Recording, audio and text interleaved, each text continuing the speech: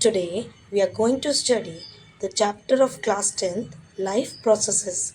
This chapter comes under biology. Before starting this chapter, I would like to tell you that this chapter has got its base from four of the chapters of class 7, that is nutrition in animals, nutrition in plants, respiration in organism, and transportation. So this chapter is going to be a lengthy chapter, but it is very important chapter from the board point of view. Second thing, these are my self-written notes, and these notes cover A to Z point to point elaborated things which will help you to write the answers in your exam and also make your concept crystal clear. So let's get started. As we have already studied in the class 9 that all the living organisms are made up of cells, and cells are made up of biomolecules. That means, as we know that in this world everything starts from the atoms. The atoms join together to make the molecules. The molecules makes the cell. Then cell makes the tissue makes the organ, and organ make the organ system. These organ system carry out each of the work in our body and help us to survive. We have various organ systems in our body like respiratory system, circulatory system, etc. So these molecules, whatever is there from which cell is made, shows the very small scale movement that is invisible to our naked eyes. We cannot see the molecular movements, but we can sense it. How we can sense it? हम उसको ऐसे sense कर सकते हैं कि हमारे body में कुछ चेंजेस होंगे.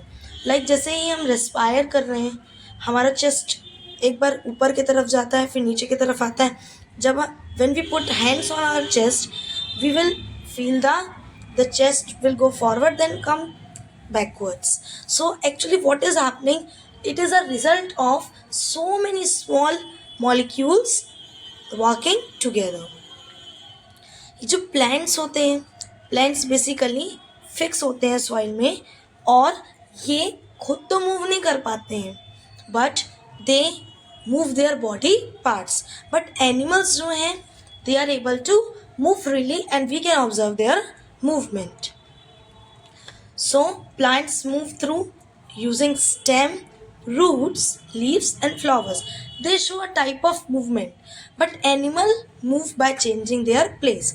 जैसे कि अगर एक एनिमल या हम ह्यूमन ही बात कर लें, हम एक सेकेंड के लिए अपने घर के डोर के सामने खड़े और हमें आइसक्रीम वाला दिखा जस्ट एक सड़क किनारे, हम दौड़कर चले जाएंगे.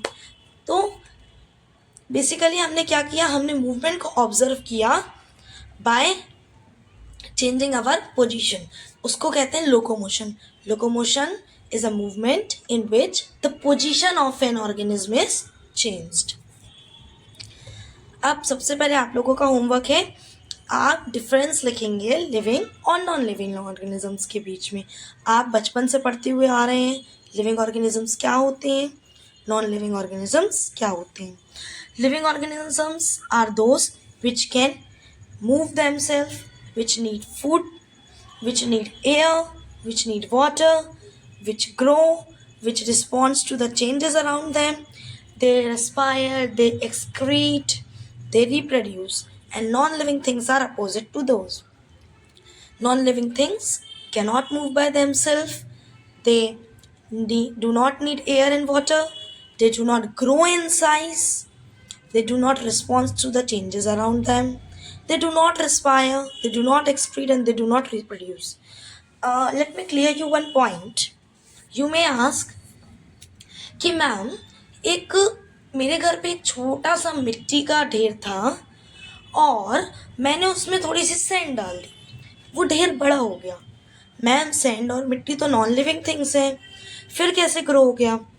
एक्चुअली बेटा वो जो ग्रोथ होती है वो एक्सटर्नल ग्रोथ है, मतलब हमें सिर्फ बाहर से दिखती है.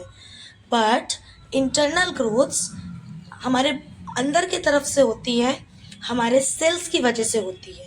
ठीक है।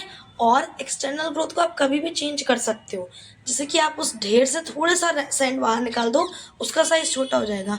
लेकिन अगर एक बार आपकी बॉडी बढ़ गई, आपकी इंटरनल ग्रोथ हो गई, तो आपकी बॉडी वापस छोटा नहीं हो सकती। So let us define the term life process. Life process is the process which is performed by all the living organisms. अगर आदमी जीवित है तो वो लाइफ प्रोसेस को परफॉर्म करेगा, और ये इसलिए परफॉर्म की जाती है ताकि वो अपनी लाइफ को इस अर्थ में मेंटेन रख सके। मतलब ये है कि एक ऑर्गेनिज्म को न्यूट्रिशन चाहिए, खाना चाहिए। वो खाना किस प्रोसेस से लेता है? न्यूट्रिशन की प्रोसेस से। एक ऑर्गेनिज्म को एयर चाहिए, ओके, और एयर का यूज किस में करता है? फूड से एनर्जी लेने में, वो है रेस्पिरेशन की प्रोसेस। अगर फूड उसको मिल गया है तो उसको चाहिए ना कि पूरी बॉडी में फूड ट्रांसपोर्ट हो जाए, दैट इज ट्रांसपोर्टेशन। मतलब लाइफ प्रोसेस कुछ बेसिक फंक्शंस हैं जो लिविंग ऑर्गेनिज्म परफॉर्म करता है ताकि वो अपनी लाइफ को अर्थ में मेंटेन कर सके। So here are the names of some life processes, that is nutrition, respiration, transportation, excretion, reproduction, growth, movement, control and coordination. So this is introductory part. We'll continue with the next part. Keep watching.